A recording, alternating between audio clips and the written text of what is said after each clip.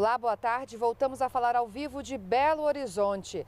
A busca por desaparecidos por causa do rompimento da barragem do Feijão na última sexta-feira em Brumadinho continuam suspensas por conta do risco de rompimento de uma outra barragem chamada de B6. A população de Brumadinho foi acordada hoje por volta das 5h30 da manhã com sirenes e avisos para deixar as regiões mais baixas da cidade e procurar os locais mais altos. Essa barragem B6 fica próxima da estrutura que se rompeu na última sexta-feira, mas essa barragem B6 ela não tem rejeitos de minério, tem apenas água. Durante a madrugada de hoje, a empresa Vale drenou parte da água dessa barragem para aliviar a estrutura, mas considerou que o risco de desabamento ainda é muito grande. Segundo o porta-voz do Corpo de Bombeiros, Tenente Pedro Ayara, se essa barragem se romper, a água vai levar cerca de 30 minutos até chegar ao centro de Brumadinho. As vias de acesso à cidade estão interditadas e a orientação é para que ninguém vá para aquela região.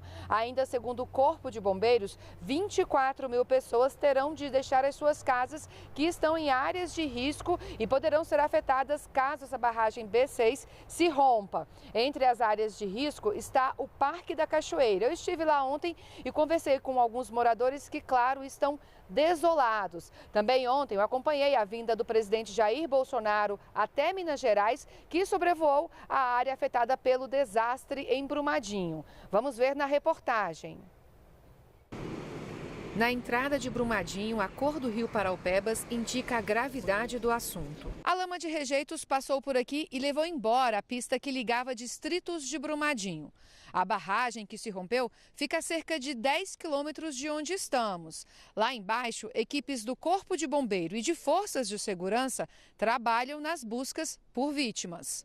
A casa do José fica exatamente nesta área. Ele conta como ficou sabendo do rompimento da barragem. Fui acionado por vizinhos que tinham rompido esse rejeito, né, essa barragem. Então, aí eu fiquei de alerta. Me perguntaram se tinha perigo. Falei, é claro, porque tem vários afluentes que deságua no Paraopeba. E aí eu escutei o barulho das árvores quebrando, eu falei, é isso mesmo que está acontecendo. Yara mora nesta região há 10 anos. A casa dela fica às margens do rio Paraupebas. Ela conta que nunca imaginou passar por uma situação dessas. Eu acho que isso daí eu pensei que eu só ia ver em filme, sabe? De tragédias como você vê várias, né? E é muito traumatizante, principalmente porque a gente viu aqui um braço para cima, sabe? Dentro da lama, só que estava muito forte o jato e...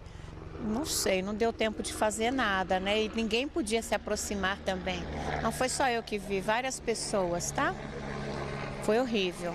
O presidente Jair Bolsonaro chegou por volta das 9h30 da manhã do sábado no aeroporto de Confins e sobrevoou a área atingida pelo rompimento da barragem de Brumadinho. Bolsonaro também se reuniu com ministros e técnicos do governo para discutir medidas de socorro às vítimas.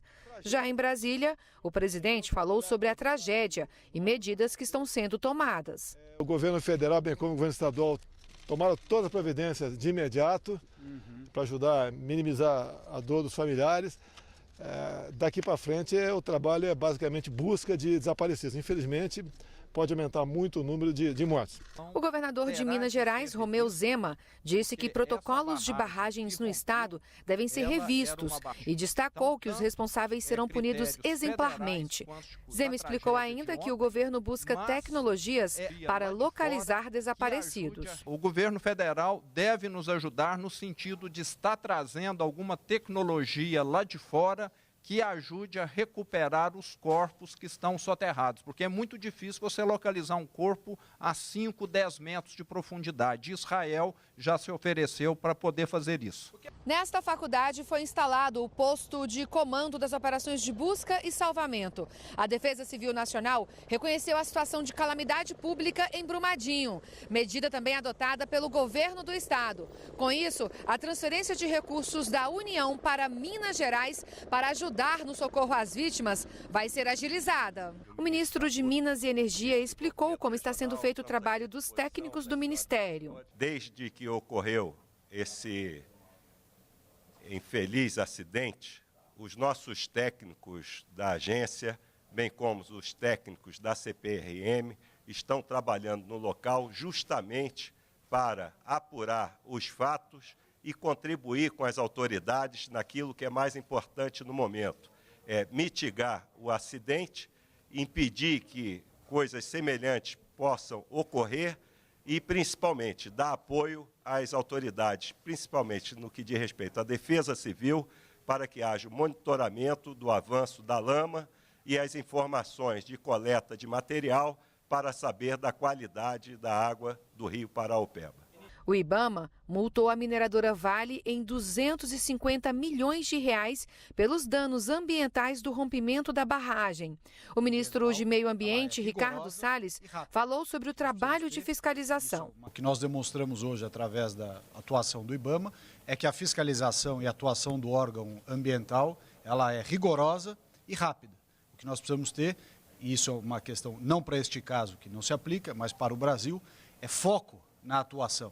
Situações de maior risco, maior complexidade, ter a equipe, todas as equipes, nacionalmente falando, de licenciamento ambiental, com maior foco, maior dedicação. Segundo o ministro do Desenvolvimento Regional, a prioridade é o socorro às vítimas. O objetivo é esse. Vamos melhorar os procedimentos para evitar que uma tragédia humana como essa volte a acontecer. A Defesa Civil do Estado está fazendo um trabalho primoroso, está de parabéns. A Defesa Civil Nacional está aqui para prestar o apoio necessário. Estamos fazendo um posto de operação de todas as agências federais, justamente para avaliar a questão do fluxo dessa onda de lama, onde vai chegar, se vai chegar até Retiro Baixo, que fica a 300 quilômetros do local da tragédia, se de lá vai chegar em Três Marias, que fica a 20 quilômetros de Retiro Baixo, se essa água está ou não está contaminada. Até agora tudo indica que não, é só a concentração de sedimentos. Isso impossibilita a captação. Felizmente, os reservatórios aqui da região metropolitana dão conta, estão cheios, vão permitir que a população de Minas Gerais, de Belo Horizonte e demais cidades da região metropolitana não fiquem sem água. Isso realmente é importante.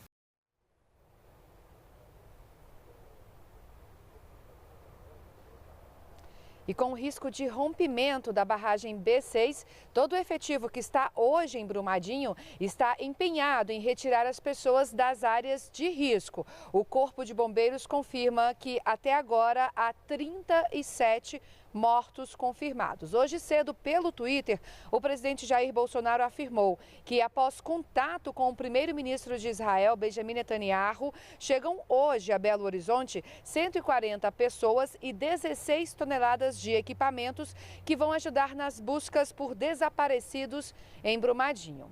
Vamos agora a São Paulo conversar com o repórter Ricardo Ferraz, que tem informações sobre o dia do presidente Jair Bolsonaro. Olá, Ricardo, boa tarde. Boa tarde, Luana. O hospital israelita Albert Einstein acaba de soltar o primeiro boletim informando a respeito da condição do presidente Jair Bolsonaro, que deu entrada hoje por volta de 10 horas e 35 minutos desta manhã. Diz o boletim: o excelentíssimo presidente da República, Jair Bolsonaro, deu entrada no hospital israelita Albert Einstein às 10h33 deste domingo, no dia 27. Nas próximas horas, ele passará por exames e avaliação pré-operatória realizada por uma equipe multidisciplinar.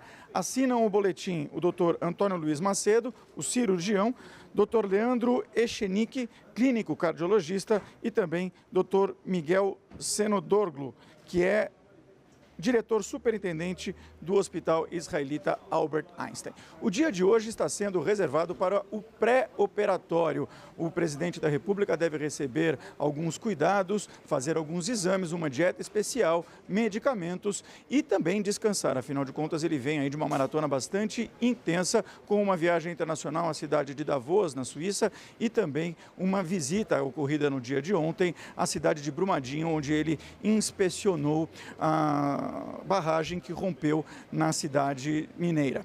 O presidente Jair Bolsonaro deve se submeter à cirurgia amanhã por volta de 6 horas da manhã. Fará parte dessa cirurgia uma equipe multidisciplinar que acompanha todo o caso aqui no Hospital Israelita Albert Einstein.